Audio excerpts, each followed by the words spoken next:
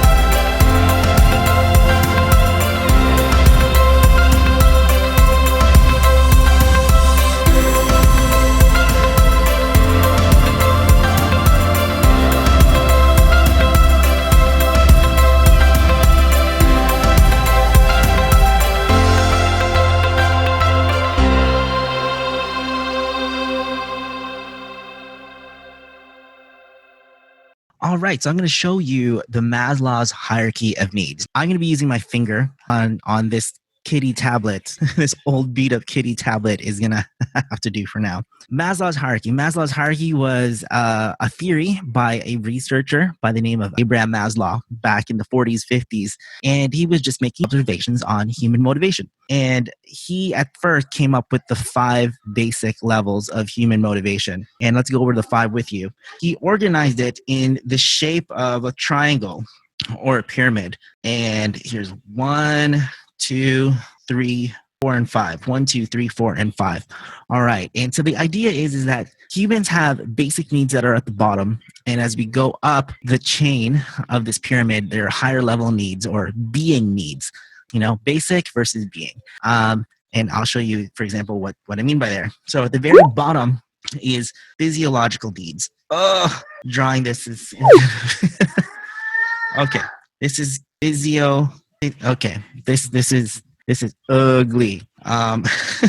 Basic physiological needs. So what is that? This would have to be like food, clothing, and shelter. Imagine being in a shipwreck and having to survive on an island, or even the show Survivor. The first thing that happens on that show Survivor is building a shelter, having a shelter to protect oneself from the elements, or starting fire. Okay, because fire is able to provide heat, light, comfort, psychological comfort, physical comfort. You're able to cook food on it. The next thing is safety needs. Okay. You're on an island and you already have your food, clothing, and shelter dealt with. You even have a system of perhaps catching fish or trapping food or small animals or foraging, collecting food. You want to feel safe. So you're going to probably build some spears to protect yourself from any predators. Or what if there was like some sort of tribe on this island on the other side that might attack you? You're going to want to have to deal with those things. In the real world, I would say that physiological needs like food, clothing, and shelter, and safety, some people might be motivated to just take an entry-level job and not want to leave like a terrible workplace situation because you feel safe with the job that you're in. Or some people who, for example, are in relationships that are not ideal, relationships that are sort of like a dead end relationship, but some people might feel safe in knowing what that dead end relationship is rather than going off into a relationship that is unknown or being alone, which leads now segues to the next need, is love and belonging. Love and belonging. Oh, I need another system with my finger here. But okay, so back to the whole island narrative. I've never seen the movie myself, but I heard about the movie Castaway with Tom Hanks, and he's on an island and he comes up with a friend named Wilson, which was a ball, a soccer ball or a volleyball. I'm not quite sure. So again, imagine being deserted on an island. You've dealt with your food, clothing, and shelter. You have those basic physiological needs met. You feel safe. Now the third thing is you want to feel like you're going to feel lonely, right? And so in the case of Tom Hanks in the movie Castaway, Wilson became his friend. Now, if I was on an island and I've been alone, like I'm going to feel like, oh man, I hope there's someone else on the island. Maybe there's other people on this island, or maybe this island connects to another island that I could find people, because it's a basic human need to have a sense of love and belonging. Now, I'm going to make a sweeping generalization here about our culture. I believe that a lot of people, at least here in North America, here in Toronto, struggle at this level, the love and belonging need. Thank God we live in a culture that here in Canada, relatively to the rest of the world, we don't have to wrestle with as much with the physiological or the safety needs. What I mean by that is here in Toronto area, we're not dealing with war, we're not dealing with famine. There's a lot of help from the community, from the government. And so I think that we struggle a lot with the love and belonging area in our lives. And this has to do with our families, has to do with our friends, our community. I think especially after leaving school, like high school or university, college, and going into the workplace or in the workforce, like our communities and our relationships really start to dissolve because we are just so busy in this world. We're so busy in this culture. And I think that is something that really needs to be addressed. Anyways, we'll go down, back to the bottom again. Physiological needs, food, clothing, shelter, feeling safe, feeling like there's love and belonging. The next need after feeling like a sense of secure love and belonging is self-esteem. Just draw this in here. Self-esteem. And this is the need to feel like a sense of mastery or achievement, to feel like we've been independent and achieve something, a sense to have like respect for other people. That's what self-esteem is. Now, again, I'm going to make a sweeping generalization. This is not based on per se like specific research, but more from experiences. That again, I believe that a lot of us in our culture here struggle with self-esteem, because self-esteem hinges on love and belonging. And if we don't know where we fit in this world or where relationships are with people, it's hard to stand tall. It's hard to have esteem. Now, what's interesting again in this idea is this idea of self-esteem. I'm just going to make more sweeping generalization statements. What I find interesting is the term self-esteem. I believe our culture has champions a lot of, inward first. Love yourself before you love others, or be confident in yourself.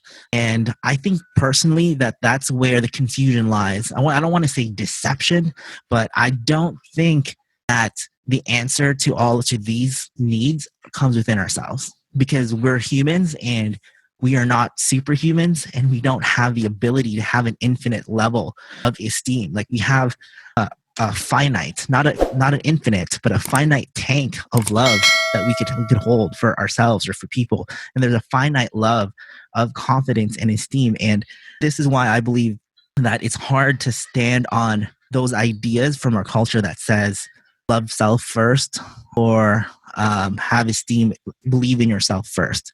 I think that's why a lot of us are stuck. Finally, the top of the 5 stages of Maslow's hierarchy of needs, at the top here is self-actualization. Actualization. I hate using my finger. I'm sorry, you guys. All right. Self-actualization is the need to realize one's full potential, to realize one's capacity to be everything that they were created to be. So some words are like purpose, seeking personal growth and peak experience, a desire to be everything that one's being is, to be who you want to be. Again, when I was in high school, the first time I heard about this was in high school, and the teacher said that only 2% of people get there. And so since high school, I've been on this personal hunt. I've been on this personal drive to kind of really lock into what it means to get to this level. I wanted to be part of that 2%. And for the most part, I think I'm there. Is that a bold thing to say? like I think I've been close there, but obviously there's times when I've felt there more than ever.